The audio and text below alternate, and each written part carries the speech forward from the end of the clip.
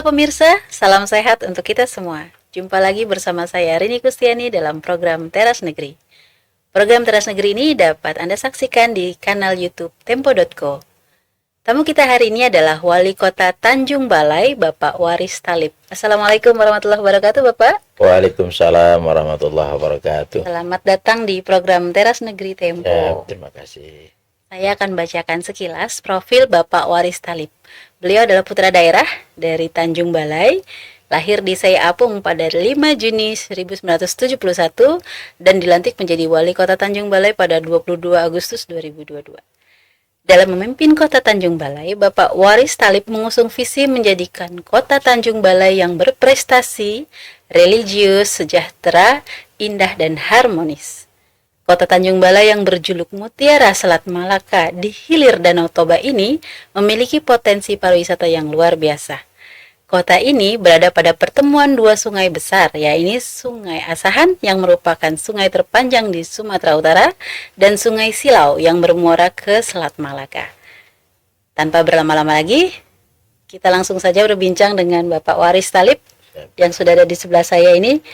Pak, ceritakan dulu Pak, profil Kota Tanjung Balai itu seperti apa Pak? Supaya masyarakat ini lebih mengenal Kota Tanjung Balai. Baik, bismillahirrahmanirrahim. Assalamualaikum warahmatullahi wabarakatuh. Salam sejahtera bagi kita semua. Terima kasih Mbak Rini yang sudah mengundang kami dari majalah Tempo. Luar biasa, yang terkenal di Indonesia sejak 53 tahun yang lalu, yang begitu turut membangun negeri ini, dan hari ini saya berada di sini. Saya ucapkan terima kasih. Kemudian perlu kami sampaikan pada kesempatan ini rasa syukur kehadirat Yang Maha Kuasa bahwa Kota Tanjung Balai berada di tengah-tengah Kabupaten Asahan yang usianya lebih kurang 403 tahun. Persisnya lahir di 27 Desember yang diperingati setiap tahunnya. Kota Tanjung Balai lebih kurang 60 kilo persegi. Terdiri dari 6 kecamatan, 31 kelurahan, 187 lingkungan. Dan jumlah penduduknya lebih kurang 183.000 jiwa. Penduduknya sebahagian besar juga nelayan, penangkap ikan. Yang hari ini hasil tangkapan mereka sengaja kami bawa. Ada di sini Ada pemirsa di sini. ya. Sebagai, ada apa aja ini Pak?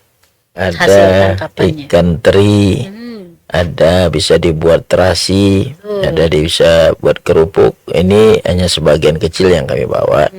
Artinya sekaligus sebagai oleh-oleh khas Kota Tanjung Balai. Nah, pemirsa, jadi ini ya hasil alam dari Kota Tanjung Balai. Kota tapi punya pantai, punya sungai, punya pulau. Nanti kita akan dalami lagi dari Pak Waris. Lebih dari 15.000 penduduk Kota Tanjung Balai itu adalah nelayan yang mereka setiap harinya menangkap ikan ke laut. Ada lebih kurang 1.500 kapal yang berada di Kota Tanjung Balai. Bahkan punya gudang transit 98 gudang, dan menurut data dari Dinas Perikanan dan Kelautan, itu setiap harinya lebih kurang 200 ton masuk ikan ke Kota Tanjung Balai. Tetapi sampai saat ini kita tidak mendapatkan PAD dari situ karena fasilitas untuk pelelangan ikan itu tidak ada seperti TPI, dan kita juga butuh cold storage. Maka sekarang kita usulkan ke pemerintah provinsi, pemerintah pusat, dan juga para investor berkenan kiranya membangun TPI, tempat pelelangan ikan itu, sehingga dilelang di Kota Tanjung Balai, maka insya Allah dapat PAD Kota Tanjung Balai, dan sekaligus cold storage.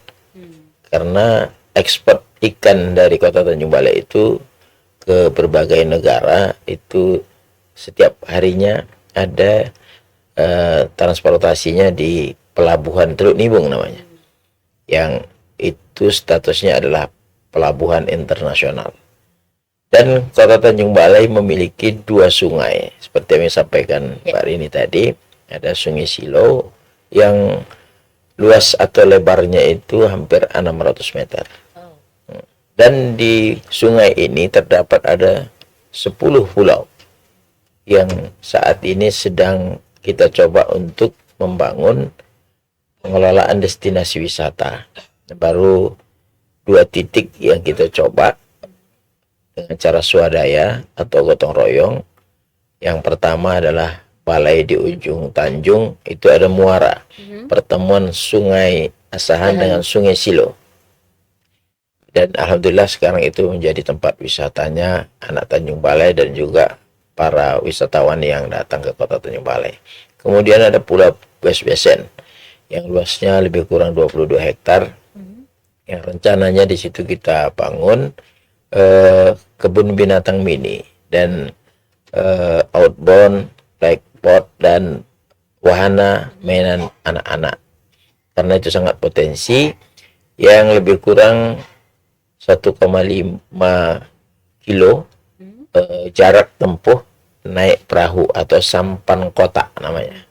Dan itulah nanti akan menjadikan penghasilan masyarakat Tanjung Balai ketika ada tamu yang ingin berwisata ke Pulau Beswesen. Dan sekarang sudah kita mulai. Alhamdulillah Kota Tanjung Balai ini adalah memiliki potensi 4 wisata yang bisa kita kelola. Pertama, wisata air, karena memiliki 2 sungai. Kemudian wisata kuliner, dan alhamdulillah untuk kuliner di Kota Tanjung Balai itu sangat khas rasanya dan insya Allah sangat terkenal. Apa tuh Pak? Di Provinsi Sumatera Utara ada gulai lomak, ada gulai masam, ada masakan seafood seperti kerang dan lain sebagainya. Dan bahkan Kota Tanjung Balai ini di samping tadi mutiara di Selat Melaka, terkenal juga namanya Kota Kerang. Kota Kerang ya. Selama ini itu hanya sebuah sebutan. Tapi alhamdulillah di masa kami ini kita coba untuk dipermanenkan, dibuat perdanya dan perwanya, dan sudah dibangun tugu kerang serta ikon kerang. Dan itu akan menjadi ikon nasional bahkan internasional. Kemudian wisata budaya. Karena Kota Tanjung Balai adalah kota sejarah.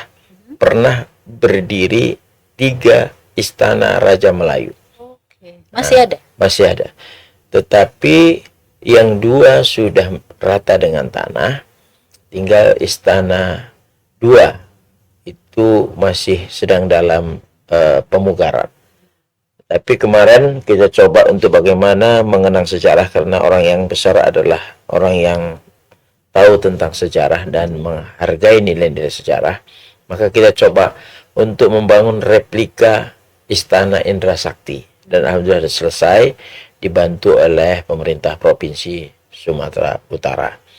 Kemudian ada Masjid Raya atau Masjid Ahmad Shah, Sultan Ahmad Shah. Ada alun-alun. Dulunya namanya Lapangan Pasir. Dan itu semua dulu adalah milik dari Raja-Raja Melayu yang sudah dihibahkan kepada pemerintah kota. Sekarang diganti menjadi alun-alun Sultan Abdul Jalil Rahmat Shah. Nah, kemudian nama-nama yang ada di Kota Tanjung Balai termasuk rumah sakit. Rumah sakit namanya Sultan atau Tengku Mansur. Dan usia rumah sakit itu sudah hampir lebih kurang 85 tahun. Lebih tua dari kemerdekaan Indonesia. Betul. Tetapi baru tahun 2023 itu adanya renovasi pembangunan.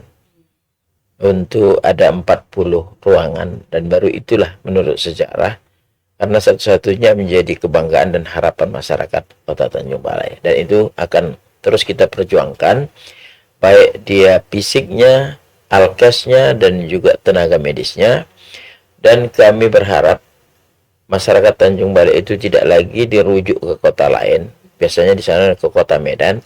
Bahkan kita eh, maksud dan tujuan kita, rumah sakit ini akan menjadi rumah sakit kebanggaan Sumatera Utara.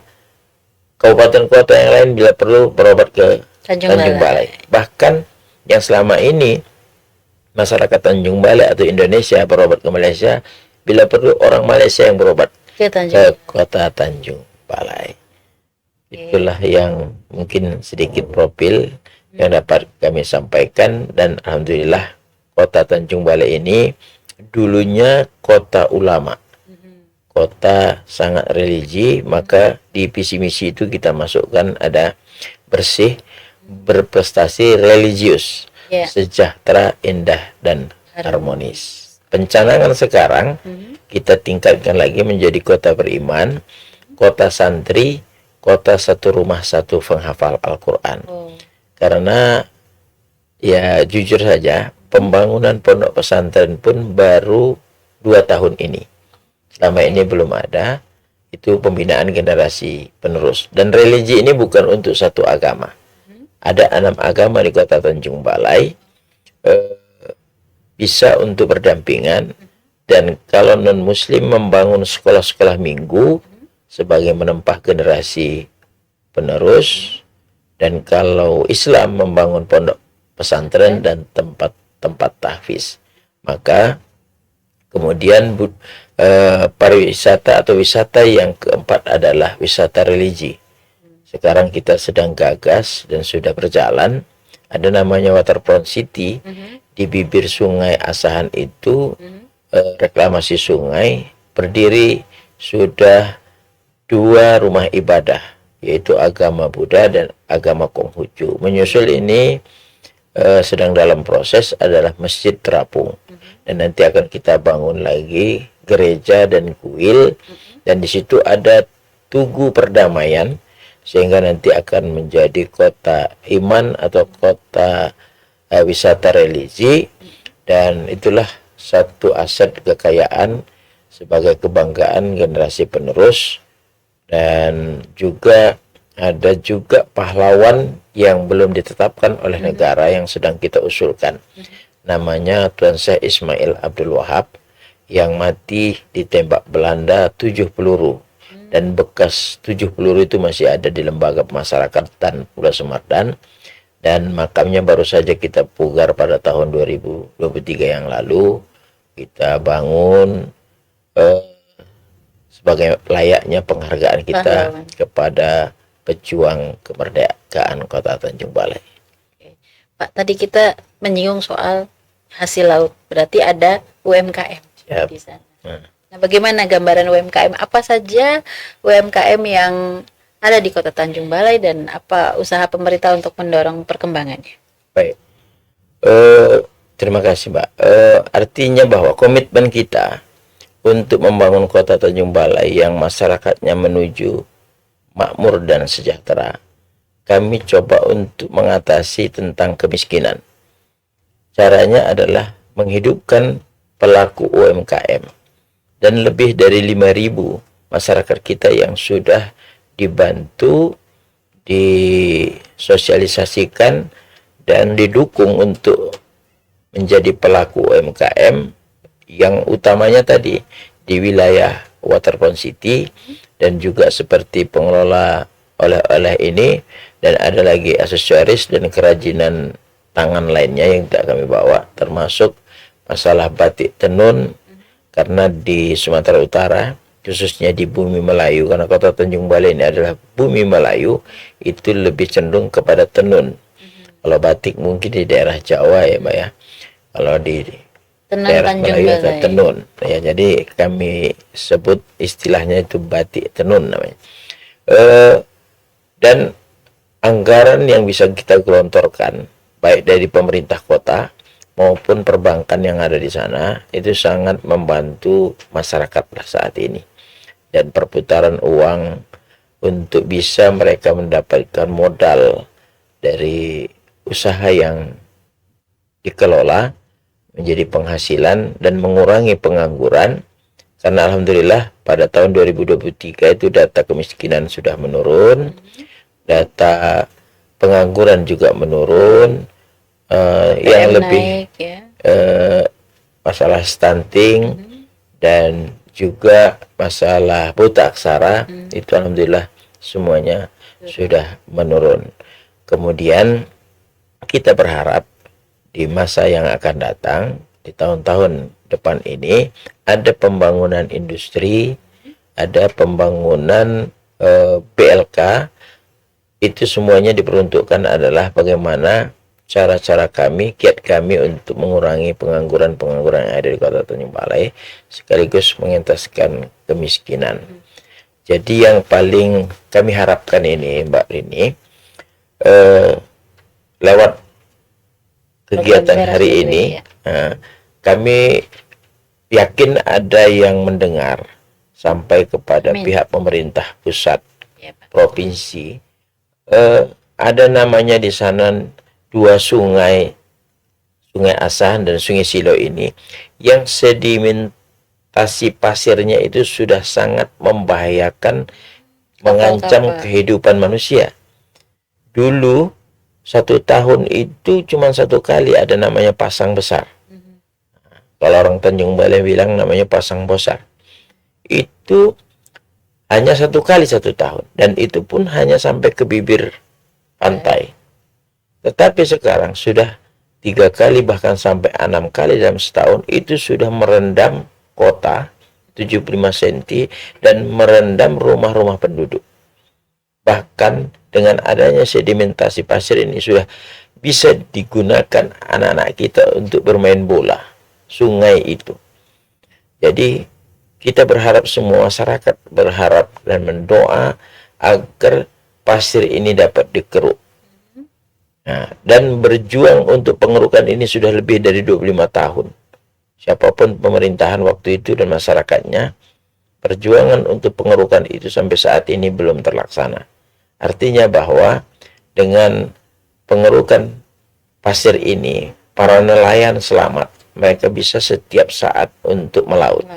Dan juga kapal-kapal, karena ada di sana pelabuhan internasional, kapal penyeberangan atau kapal penumpang yang membawa ke Port Klang, Port Dickson, ke Malaysia dan juga Singapura, itu berjalan bisa normal. Tapi saat ini harus menunggu air pasang baru jalan. Nah, baru jalan. Sementara penumpang yang lewat Kota Tanjung Balai ini cukup banyak. Nah, maka oleh sebab itu kami memohonlah mungkin bisa bantuan dari Tempo ini bisa menyampaikan, kalau usulnya sudah kita sampaikan baik kepada Bapak Gubernur, DPRD Provinsi Sumatera Utara, Bapak Kementerian maupun DPR RI, itu sudah kita usulkan, termasuk mengusulkan bagaimana 5 kecamatan di sisi Kota Tanjung Balai itu yang menjadi milik pemerintah Kabupaten Asahan itu bisa masuk ke Kota Tanjung Balai.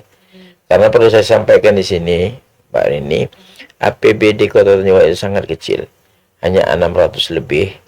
Sementara disitulah belanja pegawai dan yang lain-lain. Sudah 350 itu khusus untuk belanja pegawai.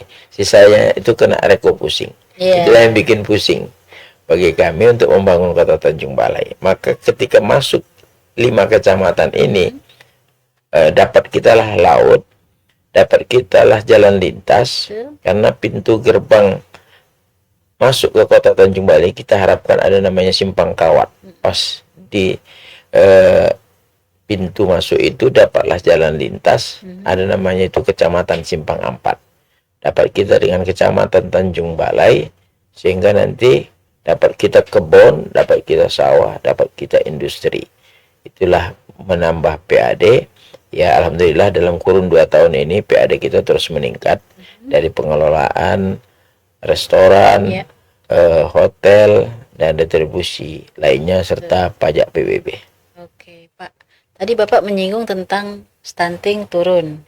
Kita bicara stunting, di sana ada kolaborasi antara guru, PAUD, petugas posyandu, edukasi calon pengantin juga, sampai Bapak asuh anak stunting. Ini gimana Bapak mengajak semua elemen masyarakat untuk menekan stunting? Baik, alhamdulillah ketika di tahun 2021 Kota Tanjung Balai adalah salah satu 8 kabupaten kota yang di Sumatera Utara yang ditetapkan stunting itu tertinggi, mencapai 26,1%. Ya. Sementara tantangan yang kami hadapi, perintah Bapak Presiden, perintah Bapak Gubernur bahwa Kota Tanjung Balai, Sumatera Utara itu harus di bawah 14%.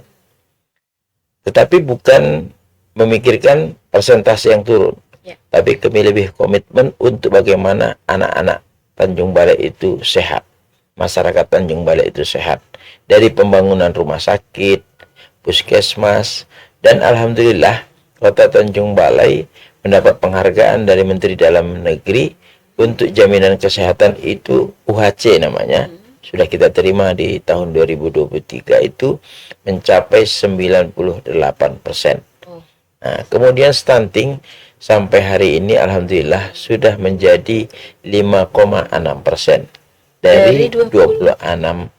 Alhamdulillah, ini anugerah Tuhan, dan itu adalah merupakan komitmen dan upaya kami bersama seperti Mbak Rini sampaikan tadi, dari mulai anak PAUD, TK, SD, Calon pengantin. calon pengantin. Kami mengatasinya itu ada 8 kegiatan ya yang dilakukan untuk mengatasi stunting, itu kami jalankan.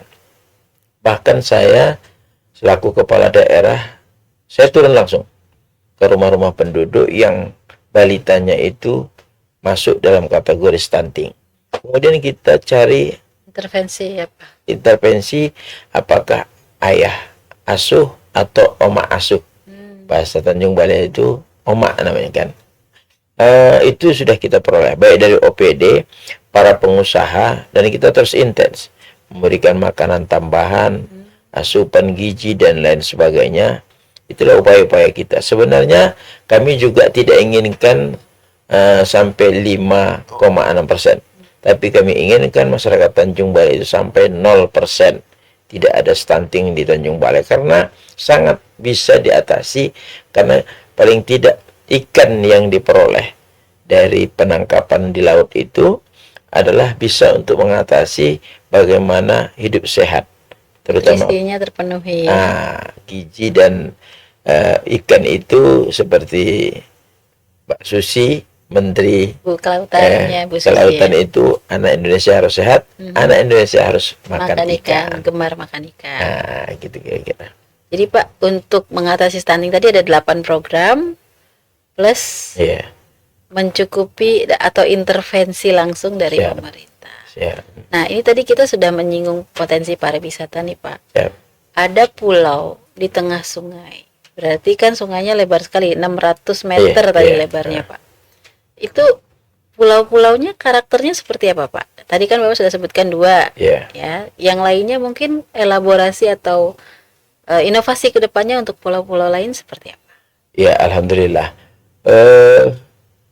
Kita kan tetap bagaimana punya cita-cita, keinginan, planning atau program masa menengah dan masa berkelanjutan, karena prinsipnya kita pembangunan Tanjung Balai itu harus dilanjutkan. Artinya dari sisi pariwisata tadi, memanfaatkan potensi pulau tadi, ada 2 yang sudah kita kelola yang saya sampaikan tadi. Ada yang paling besar itu pulaunya, luasnya itu sampai 45 hektar. Itu sebenarnya kita rencanakan untuk bagaimana di situ dijadikan tempat lembaga pemasyarakatan. Karena ada di Pulau Sumardan itu lembaga pemasarakatannya yang kapasitasnya sudah tidak mencukupi lagi, sampai mencapai 1.400 lebih penghuninya, pembinaan masyarakatnya. Itulah yang akan kita alihkan. Sementara yang idealnya di situ hanya mencapai 500 atau sampai 700-an. Nah, jadi kita kepikiran pulau itu jika memang berkenan nanti dari Menteri Menkumham, maksudnya itu kita hibahkan. Jadi menjadi lembaga pemasyarakatannya berada di sana, sekaligus bisa untuk tempat wisata. Nah, jadi keluarga dan mungkin para wisatawan mengunjungi ada seperti di Nusa Kambangan, kira-kira seperti itu. Itu satu. Yang kedua, di sana ada juga satu pulau yang dikelola untuk eh, apa namanya, dok, bahasa Kapal. Tanjung Balai itu Ya. tempat pembuatan kapal, Kapal ya. nah, sampan atau perahu para nelayan yang membutuhkan untuk pembuatan yang baru. Nah, kemudian yang berikutnya kami jadikan kebun binatang mini, kemudian ada outbound, kemudian ada playing park dan wahana mainan anak-anak. Itu memanfaatkan dari pulau-pulau yang ada, termasuk bisa untuk tempat industri, pengelolaan briket dari ada namanya Apa tuh, Pak? tempurung bahasa Tanjung Balainya Oh, itu. briket ya. Iya, jadi dari kelapa itu yang sudah diambil koperanya, ada batoknya itu. Iya, batok Nah, kelapa. itulah jadikan briket. Itulah rencana kita juga ada industri di Kota Tanjung Balai yang bisa untuk memenuhi kebutuhan masyarakat dan sekaligus bisa diekspor atau dijual ke kota-kota lain. Kemudian lagi pulau itu bisa untuk membangun seperti rencana TPI tadi. Nah, karena pas di sisi 98 gudang itu ada satu pulau yang luasnya hampir 5 hektar gitu. Itu bisa dijadikan pembangunan Pelelangan ikan. untuk tempat pelelangan ikan. Cuma lagi-lagi Pak ya, sungainya harus dikeruk juga. Betul, Sehingga lalu lintas kapalnya semua lebih lancar, tidak harus menunggu air pasang. betul, betul. Jadi tadi ada pesan dari Bapak tentang tadi ya, cold storage, Iya. ya, kemudian tempat pelelangan ikan, Betul, kemudian pengerukan kapal ya, kira-kira. Pengerukan pasir. Pengerukan pasir, sorry. betul, betul. Jadi Dan potensi pulau tadi itu ya. betul. Nah, potensi pulau. Ada Pak. satu kalau Apa tuh, Pak? Mbak Rini punya koneksi Apa seperti di Taman Mini Indonesia Indah. Oh, miniatur Indonesia, Apa itu namanya? Pulau Indonesia, Bukan. yang mana? Kereta api. gantung. Iya, kereta Oh, gantung kereta itu sangat potensi di Tanjung Balai. Dari Waterfront City itu menuju Pulau Beswesan itu lebih kurang 1,5 kilo. Itu panoramanya itu sungai dan jembatan terpanjang di Sumatera Utara. Ada 600 meter yang tadi itu Iya, ada jembatan menyeberang ke Luar biasa. Kecamatan Sungai Payang. Jadi kalau itu ada Kereta kereta gantung. gantung itu sangat Bagus menarik. sekali ya, Iya, berarti. betul. Tanjung Balai ini sangat potensi, makanya ya doa kita bisa kita untuk lanjutkan program pembangunan ini. Paling tidak ada yang kita tinggalkan kepada generasi penerus, karena saya mengambil filosofis, tinggalkanlah generasimu itu dalam keadaan kuat.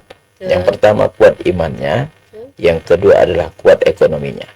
Makanya di sana nanti ada percontohan pondok pesantren yang mengelola untuk pendidikan agama, tapi juga di situ ada kreatif anak bangsa yang bisa mengelola UMKM dan usaha-usaha home industri. Nih, bicara dengan Pak Waris Thalib nih, jangan salah ya pemirsa, beliau ini seorang aktor ya. Jadi gimana Pak ceritanya nih jadi aktor nih Pak? Silakan Pak, cerita film apa, kapan tayang, judulnya apa, Bapak jadi apa di situ ya? Silakan Pak.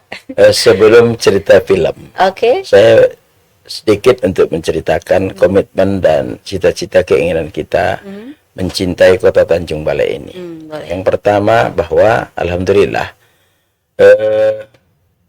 untuk pemerintahan ya selama ini kita coba untuk menggeser bahasa saya dari yang biasa yang salah kepada kebiasaan yang benar. Betul. Alhamdulillah paling tidak ada 10 OPD yang mendapat penghargaan yang belum pernah menerima penghargaan selama ini seusia Kota Tanjung Balai. Salah satunya di bidang pegawaian.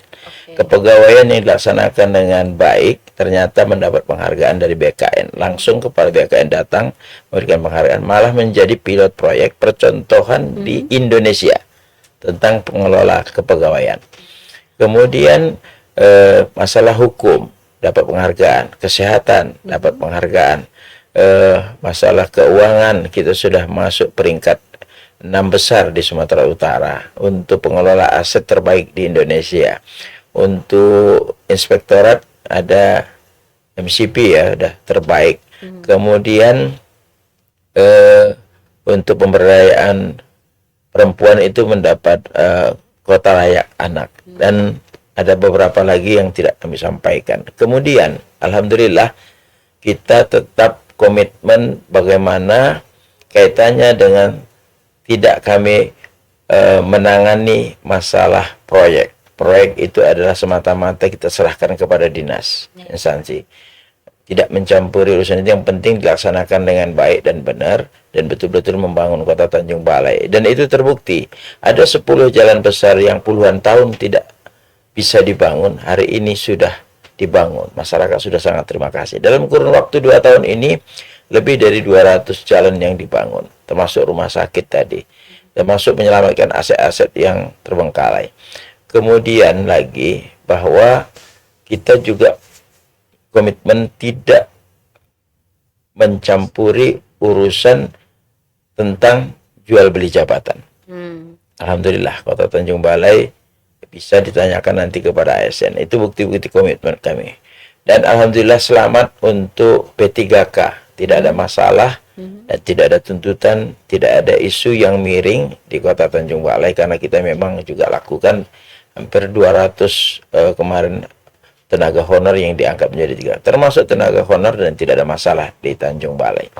Artinya kami sepakat, dan kita sepakat dengan masyarakat, semua potensi kerjasama dan harmonisasi kami dengan eksekutif, dengan legislatif, Forkopimda, sehingga kami bersepakat, bersemangat untuk membangkitkan semua potensi, termasuk potensi seniman, seni dan budaya. Dan salah satunya kita sedang rehab gedung yang sudah tertinggal, terbengkalai, untuk tempat bagaimana seniman itu bisa berkreasi di situ, buat kegiatan, tempat untuk bagaimana latihan tanpa dipungut bayaran, gratis. Dari semua cabang seni dan budaya mereka bisa, ada namanya Gedung Dharma Wanita, itu bisa dimanfaatkan. Fasilitas kita lengkapi dari pengeras suara atau sound system, lighting, lampu dan lain sebagainya, sehingga teater, film dan semuanya bisa ditampilkan di situ. Jadi kaitannya dengan film. Nah, ini karena belum pernah lah Kota Tanjung Balai ini menciptakan dari karya anak Tanjung Balai yang baik. Kemarin kita dukung, kita support, kita semangati. Ada komunitas perfilman di Tanjung Balai, itu kita undang sutradaranya dari Jakarta, sekaligus buat satu film yang insya Allah tanggal 18 ini, pas persisnya malam minggu, akan launching lah di Gedung Dharma Wanita itu. Dan secara kebetulan mereka menggarap para potensi kru atau pemain-pemain film itu, salah satunya saya sebagai apa ya namanya, aktor film gitu, sebagai bintangnya. Jadi film ini namanya, judulnya Susuk Warisan, tapi bukan karena nama saya Waris sehingga itu filmnya menjadi Susuk Warisan. Ini menceritakan tentang film horor ya, film horor yang agak sedikit mistis.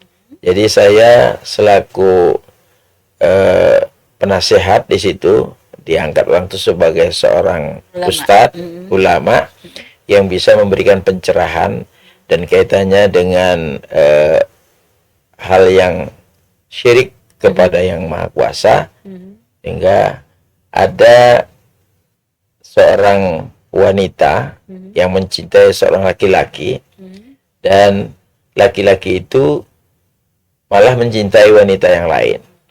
Jadi dia merasa sakit hati, mengadu dengan maknya, datang maknya, udah kau nggak usah kecewa, aku ada punya simpanan, yaitu susu yang bisa dipasang denganmu, kau nanti akan lebih tertarik laki-laki, termasuk laki-laki yang kau maksud.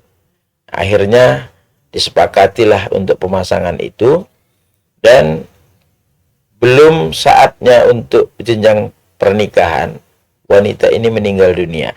Akhirnya dia bisa hidup kembali, apa istilah sekarang, menjadi hantu atau menjadi setan, yang bisa nyata tetapi tidak dapat dilihat. Akhirnya keresahan masyarakat menjadikan suasana itu tidak kondusif, maka saya sebagai peran untuk menasihati, untuk tetap tenang, untuk tidak terpengaruh dengan hal-hal yang mistis yang syirik ini, sehingga akhirnya meninggal dunia ini dapat terselamatkan. Ternyata rupanya di balik itu ada dukun namanya, orang pintar di balik itu untuk memasang ini. Saya harus berlawanan dengan dia. Ya, ada actionnya ini. Ada actionnya. Iya betul. Kira-kira Menarik sekali. Menghilangkan kemusyrikan, kejahatan, dan menimbulkan kebaikan. Karena prinsipnya adalah bagaimana kita bisa membahagiakan orang lain, maka kita pasti akan dibahagiakan Tuhan. Bagaimana kita berbuat baik kepada orang lain, pasti kita akan diberi kebahagiaan, kebaikan oleh Yang Maha Kuasa. Kira-kira seperti itu. Jadi insya Allah nanti itu akan menjadi film nasional yang akan kita daftarkan ke Parvi atau apa, sehingga itulah menjadi cikal bakal bangkitnya generasi muda di Kota Tanjung Balai itu, dari film, dari teater, dari seni bela diri, kemudian tarian, dan budaya Melayu yang dulunya adalah menjadikan kekayaan Kota Tanjung Balai seperti senandong, kasidah, dan nasyid. Itu alhamdulillah kemarin sudah mendapat juara umum di tingkat provinsi Sumatera Utara. Berarti dari sisi kesehatan sudah, infrastruktur juga, ekonomi sudah, seni budaya juga disentuh oleh Pak Wali Dan Kota. Pendidikan pun sudah. Baru kali inilah kita ngasih bantuan beasiswa dari tingkat sekolah dasar sampai perguruan tinggi, bahkan yang di luar negeri. Kita juga berjuang bagaimana mereka juga terus semangat, karena bagi saya sampaikan kepada masyarakat, ajarkanlah anak-anakmu itu sejak dalam kandungan sampai akan mengakhiri hidupnya. Belajar tidak boleh berhenti. Tapi kalau agama menyampaikan, belajarlah dari buayan sampai ke liang lahat. Itu kita terapkan. Makanya saya sampai sekarang tidak berhenti belajar. Dan insya Allah doakan dalam waktu dekat ini saya akan di wisuda dengan gelar doktor. Tetapi ini bukan hanya untuk disombongkan, tapi saya hanya berikan motivasi bahwa belajar itu tidak boleh berhenti, dan rezeki itu pasti ada, dan tetap semangat untuk menimba ilmu pengetahuan, karena siapa ingin menguasai dunia harus dengan ilmu, siapa ingin menguasai akhirat harus dengan ilmu, siapa yang ingin menguasai kedua-duanya harus dengan ilmu. Ilmu dan amal, Pak. Insya Allah. Ilmunya diamalkan, Pak. Oke, ini menarik sekali kita ngobrol dengan Pak Waris Thalib. Kita jadi tahu sebenarnya seperti apa sih Kota Tanjung Balai ini, dan potensi apa yang ada di sana, terobosan dari pemerintah Kota Tanjung Balai. Pemirsa, sebelum saya menutup acara Teras Negeri kali ini, mari kita dengarkan pernyataan penutup atau closing statement dari Bapak Waris Thalib. Silakan, Bapak. Baik, Bapak Ibu saudara kami sekalian, khususnya dimanapun yang melihat, menonton, dan mendengarkan apa yang saya sampaikan ini adalah merupakan komitmen, dan saya sering menggunakan bahwa apa yang bakal terjadi di Kota Tanjung Balai itu adalah semata-mata merupakan doa dari masyarakat Kota Tanjung Balai, dan itu bukan merupakan perjuangan saya, usaha saya, tetapi adalah menjadi doa masyarakat Tanjung Balai. Saya yakin, dan kita punya keyakinan semua, tidak ada doa yang tidak dijabah oleh Yang Maha Kuasa. Ud'uni istajib lakum. Apa yang kamu minta pasti dikasih. Maka kita minta Kota Tanjung Balai ini adalah nanti kota yang terkenal di tingkat dunia. Bukan hanya di Indonesia atau Provinsi Sumatera Utara, tapi di tingkat dunia. Tanda-tanda kebangkitan ekonomi, tanda-tanda kebangkitan umat, tanda-tanda kebangkitan pembangunan di Kota Tanjung Balai itu sudah nampak dan jelas kelihatannya. Bahkan menurut sejarah Kota Tanjung Balai yang begitu usianya sudah di atas 400 tahun, baru tahun yang lalu atau tahun 2024 ini dihadiri oleh Bapak Presiden Republik Indonesia, yaitu Bapak Jokowi, untuk meresmikan satu jalan yang dibangun dari dana Impres. Ini juga merupakan tanda-tanda kebangkitan bagi Tanjung Balai. Dan pihak kementerian kemarin mencanangkan kelurahan bersinar, kelurahan bersih dari narkoba. Langsung Kepala BNN dari pusat ini hadir ke sana, dan dari Kementerian Dalam Negeri, Kementerian Desa tertinggal hadir ke Kota Tanjung Balai. Dan itu juga tidak pernah sejarahnya ada hadir di Kota Tanjung Balai saat ini hadir.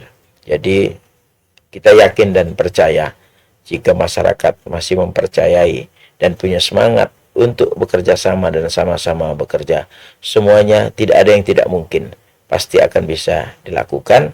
Yang penting bahwa kita akan menjadikan Kota Tanjung Balai itu kota yang sejuk, dan insya Allah nanti akan menjadikan Kota Tanjung Balai yang punya pertumbuhan ekonomi yang luar biasa, sehingga masyarakatnya untuk mencapai masyarakat yang makmur dan sejahtera.